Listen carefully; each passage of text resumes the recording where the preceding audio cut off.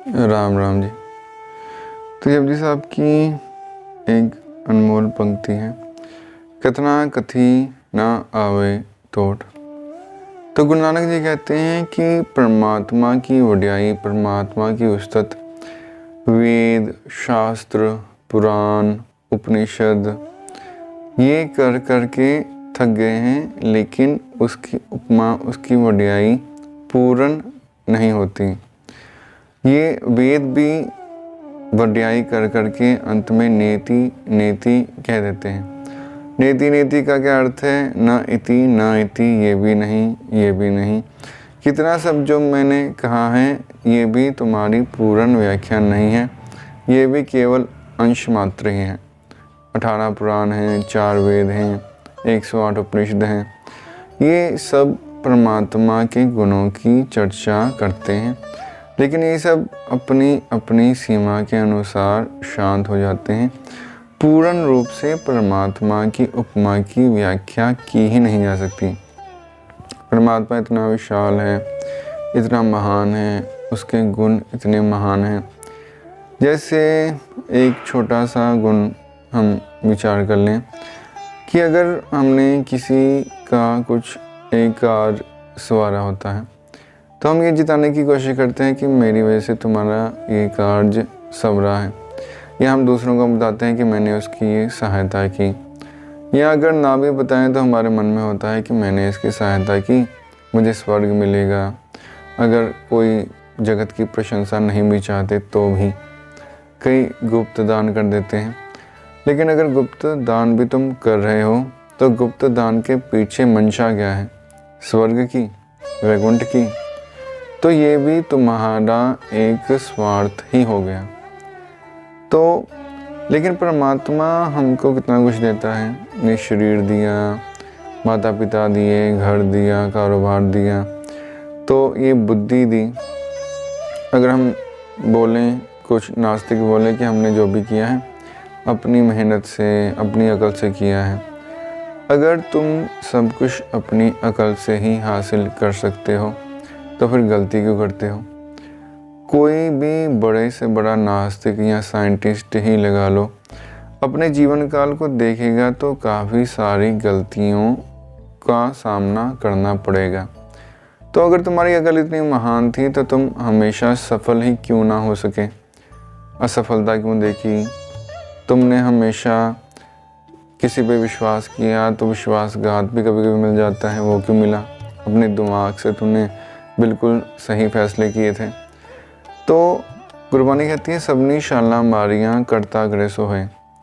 हर एक व्यक्ति सफल होने की, आगे बढ़ने की कोशिश करता है, लेकिन जिस पर परमात्मा की कृपा होती है वो सफल होता है, सब नहीं होते। लेकिन कोशिश करनी ही चाहिए, क्योंकि सफलता उसी को मिलती है जो कोशिश करता है। लेकिन जब सफलता मिल गई तो अहंकार में नहीं आना चाहिए। तो हमें अपने मन में ये सोचना चाहिए कि मैंने तो मेहनत की, चलो ठीक है, वो मेहनत भी परमात्मा ने मुझे शक्ति दी इसलिए मैं कर सका, और परमात्मा ने ही मेरी मेहनत को भाग लगाकर सफलता दी है, वरना मैं किस योग्य, मुझसे बेहतर कई लोग हैं।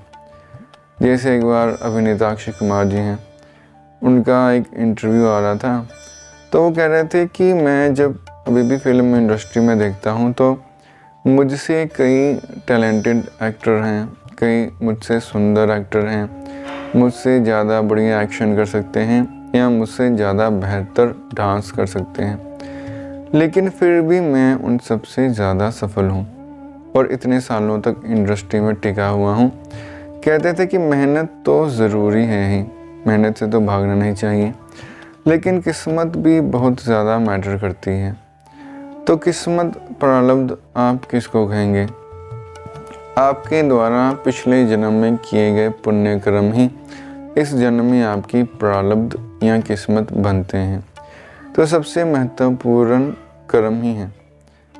हमेशा ये कोशिश करें कि अपने मन, वचन, कर्म से किसी का बुरा ना करें, किसी को दुख ना दें, किसी को चोट ना पहुंचाएं। बाकी परमात्मा के हाथ में है। सफलता के लिए कोशिश पूरी करें, बिल्कुल भी उसमें कोताही ना बरतें, आलस्य ना आने दें।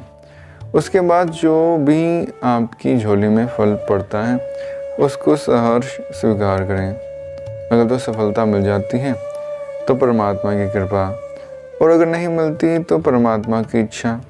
अपनी गलतियों को देखें और गलतियों को सुधार कर दोबारा कोशिश करें तो सफलता मिल ही जाएगी।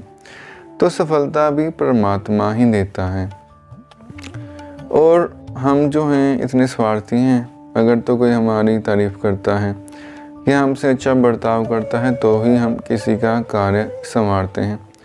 लेकिन परमात्मा जो है इतना दयालु है, अगर उसको कोई ना भी माने तो नास्तिक लोग परमात्मा को नहीं भी मानते। तो क्या परमात्मा उनको ऑक्सीजन देना बंद कर देता है या पानी देना बंद कर देता है या उनकी श्वास नली रोक देता है, रक्त की धारा उनके शरीर में बहनी बंद कर देता है? कुछ नहीं करता। परमात्मा फिर भी उनको सब कुछ दे रहा है। तो परमात्मा इतना दयालु है कि कोई उसे माने ना माने, उसे गालियाँ दे, उसकी सत्ता को स्वीकार करे या ना करे, सबको समान रूप से शक्ति, बल, बुद्धि, सफलता देता ही देता है। तो ये परमात्मा की एक महानता है।